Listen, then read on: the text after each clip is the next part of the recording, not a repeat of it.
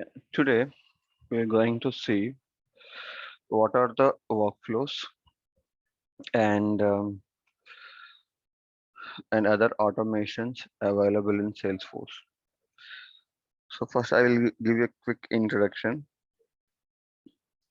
So workflow rules are a, a specific rule that we define when it has to fire, and when it is fired, what actions you want to do it by automatically. So you don't need to do anything. So let's say when a project is approved, you want to send a notification to a record owner or like project manager. You have one field and you want to send a email notification whenever it happened. Like it could be like from UI somebody made it as approved, and from backend when you do a data load, there also you made one some projects as approved. You want to send emails to all projects that are approved. I want to send an email. Okay, that's the one scenario. And once it is approved, if the project start date is blank, you want to make it auto populate. Whenever it is approved, immediately make the project start date as a 5 days from the date it is approved. That is doing some field updates. And we have activities, right? Like in each record, you can do activities. So you can create a task and assign to a owner of that record.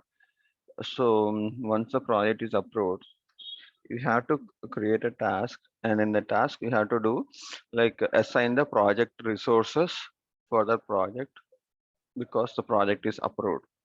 So you want to create a task for the record. I can do that. So, and there is some other action called sending an outbound message. So you have some integration with some third party, and when some record is updated, you want to send that record to a some third party using a option called as sending a outbound messages. So the workflow capabilities are doing a four type of actions that are sending an email alert, updating a record, creating a task, sending a outbound message.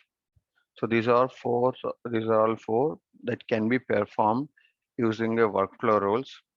And to perform these actions, there are like two different stages, like whether it could be immediate or time based.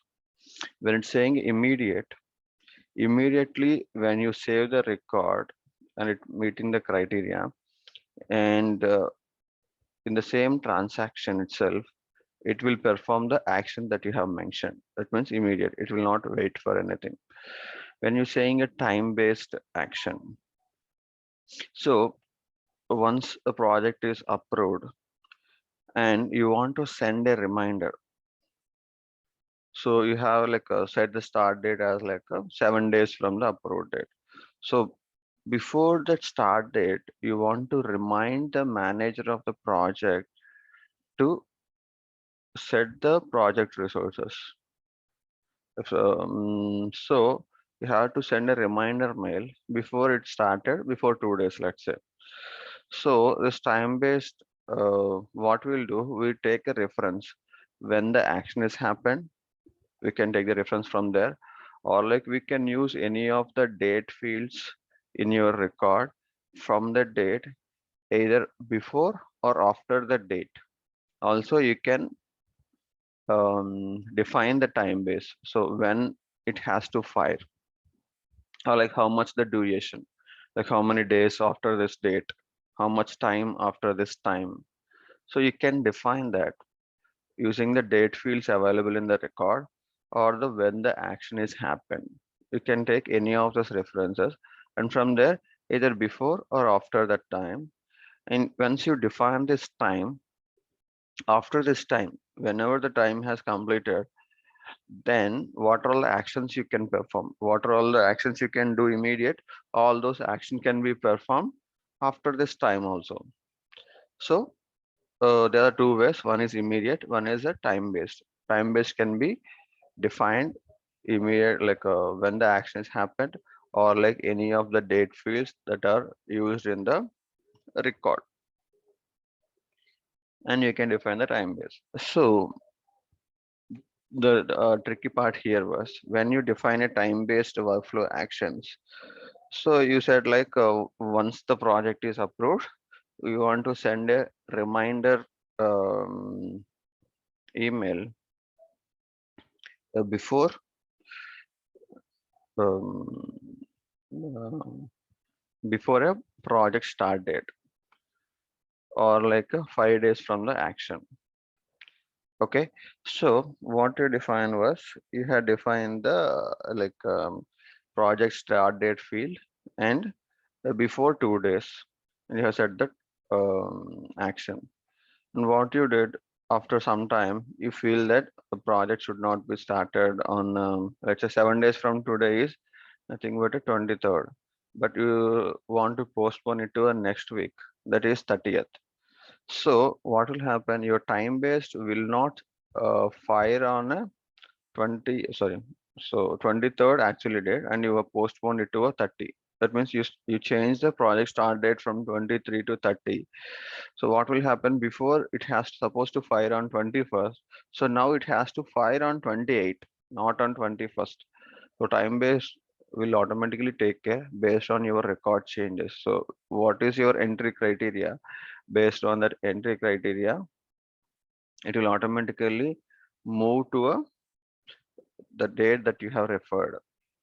And even though you have deactivated the workflow, let's say today, 16th, I configured a workflow, a time-based workflow, and there are some records created in all these days. So all this time-based workflows, what happens if it's once approved? It will be queued. There will be a queue, time-based workflow queue, and it will queue the record in that. And when the time comes, it will fire. So if you even deactivate the rule after after it is getting queued, it will still fire the time-based workflows. So only the way that you can remove the actions from the queue is either sorry, you had to delete the workflow, or you have to change the criteria. Then only it will remove all actions from the queue. Otherwise, still it will fire. Okay. These are all like a high level. Let's take some examples, and then any questions before I show it?